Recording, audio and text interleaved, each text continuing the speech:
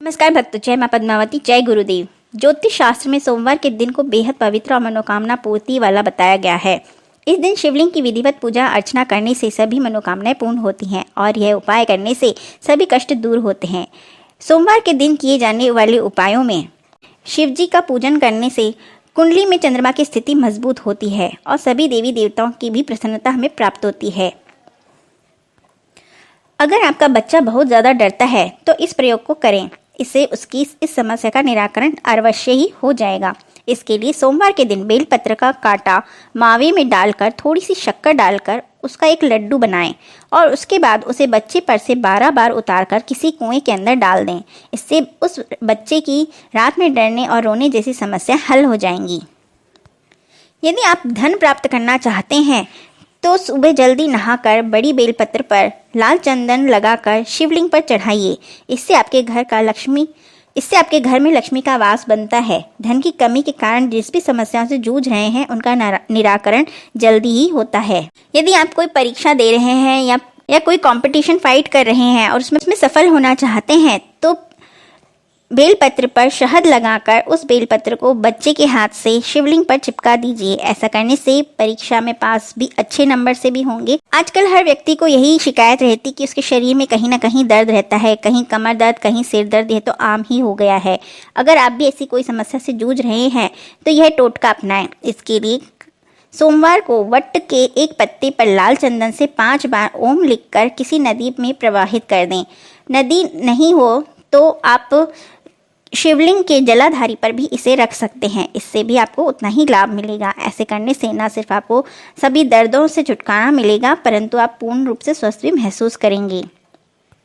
शारीरिक पीड़ा को नष्ट करने के लिए एक अन्य उपाय में हनुमान जी का चमत्कारिक मंत्र इस प्रकार जपें। इससे तुरंत ही आराम आ जाता है। इसे जब सुनकर आप याद करते हैं और दोहराते हैं तो ये तुरंत ही जागृत हो जाता है। इसलिए इसे ज़्यादा से ज़्यादा सुने और अंगीकृत करें। मंत्र है ओम नमो भगवते चिंतामणि हनुमान अंगशूल अतिशूल कटिशूल गुदशूल मस्तकशूल सर्वशूल निर्मूलय निर्मूलय कुरु कुरु स्वाहा। इस मंत्र को याद करके सुन के दोहराने से आपके शरीर के सारे दुख दर्द शीघ्र ही नष्ट हो जाते हैं।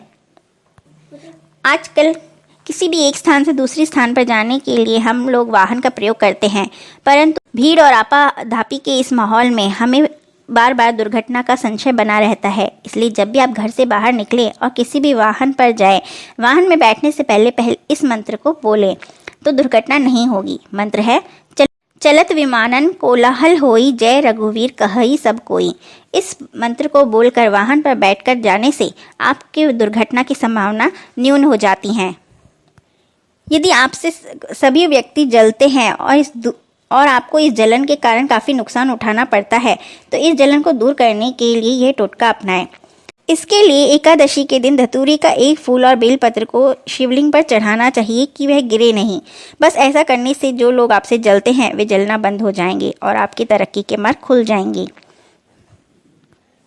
अगर आपके घर में कोई छोटा बच्चा है और बार बार वो बीमार पड़ जाता है तो यह टोटका ज़रूर आजमाएं।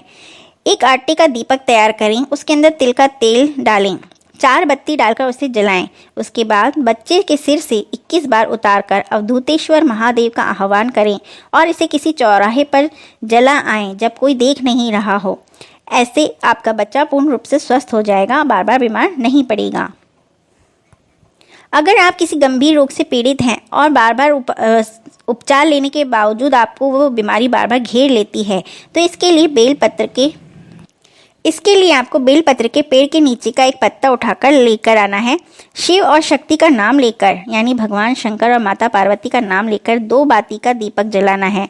फिर माता शक्ति और शिव जी से प्रार्थना करें कि शरीर से जुड़ी इन सब बीमारी व्यथाएं आदि को दूर करें और मुझे स्वस्थ करें। और इस बेलपत्र को उठाकर उसी स्थान पर चबा लें और बेलपत्र खाने से पूर्व शक्ति और भगवान माता पार्वती और शिवजी से यह आग्रह करें कि इस बेलपत्र को औषधि बनाएं। ऐसा करने से आप जिस भी गंभीर रोग से ग्रसित हैं उसका निराकरण हो जाएगा और आप बिल्कुल स्वस्थ हो जाएंगे।